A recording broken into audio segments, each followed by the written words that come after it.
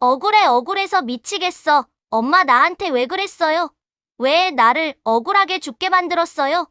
도대체 왜 그런 건데? 왜요?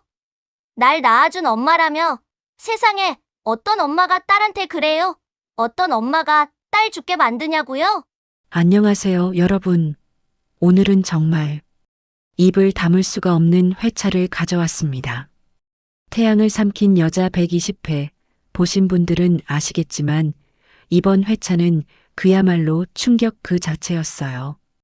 20년 동안 숨겨져 있던 진실이 수면 위로 떠오르면서 한 여자의 광기 어린 집착과 부정이 극한으로 치닫는 모습을 보게 됩니다. 과연 엄마라는 이름은 무엇으로 정의되는 걸까요?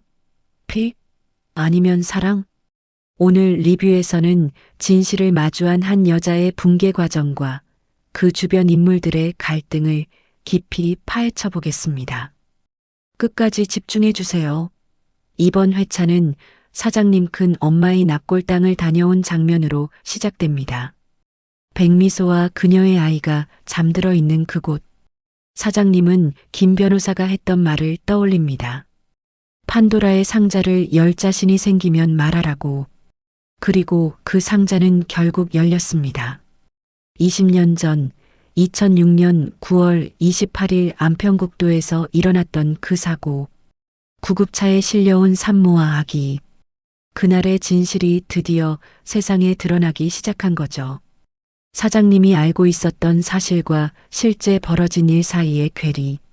분명히 자신의 딸 세리는 구급차 안에서 실장의 품에서 숨을 거뒀다고 들었습니다. 그런데 그게 아니었다는 거예요. 아이는 살아있었고 병원에 도착했을 때도 미약하게나마 숨이 붙어 있었다는 겁니다. 이 장면에서 사장님의 심리 상태가 얼마나 불안정한지 알 수 있습니다. 무슨 수작을 부려도 나 끄떡없어. 안 흔들려. 절대 안 속는다고. 우리 세리만 있으면 돼. 라고 되뇌지만 이미 그녀의 내면은 무너지기 시작했어요. 사장님은 실장을 추궁합니다. 가장 가까운 측근이었던 실장. 그녀가 언제부터 이 사실을 알고 있었는지, 왜 지금까지 입을 다물고 있었는지 캐묻습니다. 당신은 언제부터 알고 있었어? 다 알고도 지금껏 입 다물고 있었던 거야? 대체 뭘 약속받은 거야? 뭘 대가로 지금껏 입 다물고 날 바보 만들었니? 이 장면에서 사장님의 배신감이 그대로 느껴집니다. 믿었던 사람에게 속았다는 생각, 그리고 자신이 바보처럼 놀아났다는 자괴감. 하지만 실장의 입장도 만만치 않습니다. 실장은 20년 전 그날을 회상합니다. 구급차 안에서 아이가 분명히 숨을 거뒀다고 자신이 직접 확인했다고 말합니다. 그게 아니라면 제가 미쳤다고 아이를 바꿔요? 라는 그녀의 절규는 진심으로 들립니다. 사장님과 실장의 관계는 단순한 상사 마이너스 부하 관계를 넘어섭니다. 20년을 함께한 사이 서로의 비밀을 공유한 공범 같은 관계였죠. 하지만 이 진실 앞에서 그들의 유대는 심각하게 흔들립니다. 사장님은 실장을 의심하고 실장은 자신의 결백을 증명하려 애씁니다. 사장님은 직접 확인하기로 결심합니다. 을주 병원을 찾아가 20년 전의 기록을 추적하죠. 2006년 9월 28일 안평국도를 달려 이 병원에 도착한 막 출산한 산모와 아기의 상태를 확인하려는 겁니다. 그때 그 아이가 어떻게 됐는지, 난 분명히 죽었다고 들었는데 병원에 도착했을 때 상태가 어땠는지, 정말 죽었는지 아니면 신락같이라도 숨이 붙어 있었는지 확인해줘요.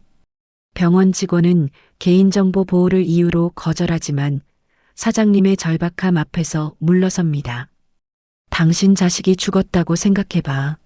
아니, 죽은 줄 알았던 자식이 살았는데 아무것도 모르고 그걸 엄마란 사람이 모르고 살았다면?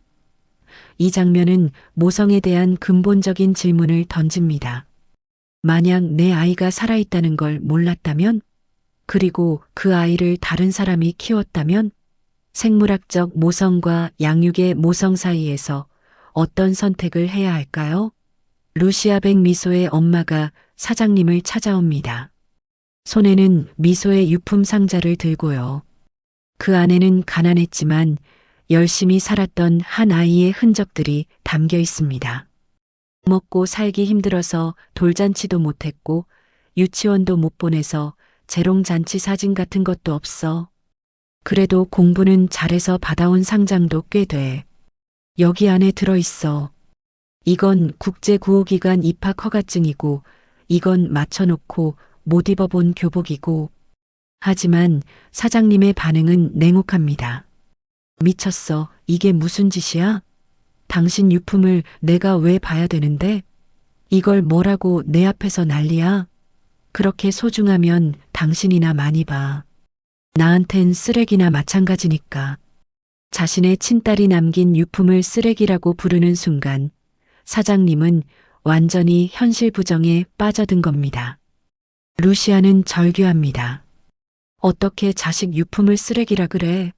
하지만 사장님은 이미 귀를 닫았습니다. 누가 자식이야? 대체 누가 내 자식이야? 내 딸은 셀이야. 사장님의 부정은 점점 더 극단으로 치닫습니다. 그녀는 루시아를 향해 말합니다. 딸이 죽어서 정신이 나간 모양인데. 이봐요. 정신 차려. 그런다고 죽은 딸이 살아 돌아오나? 미쳐도 곱게 미쳐야지. 남의 딸을 자기 딸이라고 우기면 돼? 그런다고 당신 딸이 될 것 같아?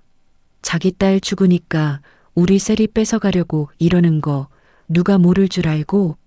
아이러니하게도 이 대사들은 사장님 자신에게 되돌아갑니다. 정신이 나간 건 누구일까요? 남의 딸을 자기 딸이라고 우기는 건 누구일까요? 뺏어가려는 건 누구일까요? 사장님의 이런 반응은 심리학적으로 부정 디나이얼의 극단적 형태입니다. 진실을 받아들이는 순간 그녀의 모든 것이 무너집니다. 20년간 쌓아온 모성, 정체성, 그리고 세리와의 관계. 이 모든 게 거짓 위에 세워진 것이 되기 때문이죠. 미소가 누군데? 걔가 누군데? 난 모르는 애야. 난 그딴 거 필요 없어. 우리 셀이만 있으면 돼. 이제 우리 셀이 깨어나면 그럼 되는 거야. 그럼 아무 문제 없어. 김 변호사가 등장합니다. 그는 사장님에게 유전자 감정서를 제시하며 말합니다. 과학적 증거 앞에서 사장님은 더욱 방어적이 됩니다. 그게 대수야. 세리가 내 딸인 건 하늘이 알고 땅이 알아. 유전자 검사라는 과학적 사실조차 부정하는 사장님. 이 장면에서 그녀는 완전히 현실과 동떨어진 자신만의 세계에 갇혀버립니다. 사장님은 루시아를 회사에서 내쫓으려 합니다. 벌써부터 정신줄 놓고 자식, 남의 자식 구분을 못하는데 그냥 두면 되겠어요? 라며 김 변호사에게 도움을 청하죠. 자신이야말로 정신줄을 놓은 사람인데 말이에요. 루시아는 사장님을 억지로 옥상으로 데려갑니다. 백미소가 잠들어 있는 그곳으로요. 어딜 가냐? 똑똑히 봐. 여기서 네 딸이 어떻게 됐는지, 누가 내 딸이야? 내가 그때 무슨 짓을 했는지 똑똑히 보란 말이야. 우리 미소가 여기서 어떤 심정으로 뛰어내렸는지 똑똑히 보란 말이야. 이 장면은 드라마 전체에서 가장 비극적인 순간입니다. 친딸의 무덤 앞에 선 엄마가 그 사실을 부정하는 모습. 미소는 결국 스스로 목숨을 끊었고 그 절망의 순간을 사장님에게 보여주려는 루시아의 마음도 이해가 됩니다. 하지만 사장님은 여전히 거부합니다. 안 되는 사람한테 억지로 이럴 필요 없어요. 문태경의 말처럼 그녀는 이미 받아들일 수 없는 상태입니다. 집으로 돌아온 사장님은 혼잣말을 합니다. 세리가 깨어나서 저 여자가 자기 엄마인 걸 알면 그래서 날 떠나면 안 돼. 아, 절대 안 돼. 분명히 우리 셀이 깨어나면 제가 다 까발리겠지. 그래서 병원에 붙어 있는 거야. 우리 세리 곁에 달려붙어서 이 여자가 없어져야 돼. 내 딸을 지켜야지. 엄마는 자식을 뺏기면 안 돼. 그건 엄마가 아니지. 이 독백은 사장님이 얼마나 위험한 상태에 빠졌는지 보여줍니다. 루시아를 없애야 한다는 생각까지 하게 된 거죠. 자신의 딸을 지킨다는 명목으로요. 가장 아이러니한 건 마지막 문장입니다. 엄마는 자식을 뺏기면 안 돼. 그건 엄마가 아니지. 과연 진짜 엄마는 누구일까요? 20년을 키운 사람? 아니면 낳아준 사람? 이 드라마가 던지는 가장 핵심적인 질문입니다. 엄마란 누구인가? 낳은 사람? 키운 사람? 사장님은 20년을 세리를 키웠습니다. 그 사랑이 가짜일까요? 하지만 그 시작이 거짓이었다면 때로는 진실이 모든 사람을 불행하게 만듭니다. 차라리 모르는 게 나았을까요? 하지만 거짓 위에 세운 행복은 진정한 행복일까요? 사장님의 극단적 부정은 인간의 방어 기제를 보여줍니다. 받아들일 수 없는 진실 앞에서 인간은 현실 자체를 부정합니다. 20년 전의 선택이 현재의 모든 이들을 괴롭힙니다. 과거의 죄는 반드시 대가를 치르게 되는 걸까요? 우리 세리만 있으면 돼. 우리 세리만. 집착의 정점을 보여주는 대사. 만이라는 단어의 반복이 그녀의 배타적 모성을 드러냅니다. 어떻게 자식 유품을 쓰레기라 그래? 두 엄마의 온도 차이를 극명하게 보여주는 대사. 한쪽에겐 소중한 유품, 한쪽에겐 쓰레기. 엄마는 자식을 뺏기면 안 돼. 그건 엄마가 아니지. 아이러니의 극치. 정작 자식을 뺏은 건 자신인데 뺏길까 두려워하는 모순. 미소의 무덤 앞에서의 대치는 시각적으로도 감정적으로도 강렬한 임팩트를 줍니다. 사장님이 미소의 유품을 쓰레기라며 거부하는 순간 시청자들의 공분을 샀을 겁니다. 혼수 상태였던 세리가 깨어날 가능성이 높습니다. 그리고 그녀가 진실을 알게 된다면 사장님의 극단적 선택, 이 여자가 없어져야 되라는 독백은 불길한 예감을 줍니다. 사장님이 루시에게 위해를 가할까요? 법적 대응. 김 변호사가 본격적으로 움직일 것 같습니다. 유전자 검사 결과를 바탕으로 법적 조치를 취할 수도 있습니다. 실장의 선택. 실장은 어느 편에 설까요? 20년 동안의 동료애인가 아니면 진실과 정의인가? 진실의 공개. 이제 더 이상 숨길 수 없는 단계까지 왔습니다. 세상이 이 진실을 알게 된다면 어떤 파장이 일어날까요? 여러분, 오늘 120회 정말 숨 막히셨죠? 이 드라마가 단순한 막장 드라마를 넘어서는 이유는 바로 이런 인간 내면의 어두운 면을 너무나 사실적으로 그려내기 때문입니다.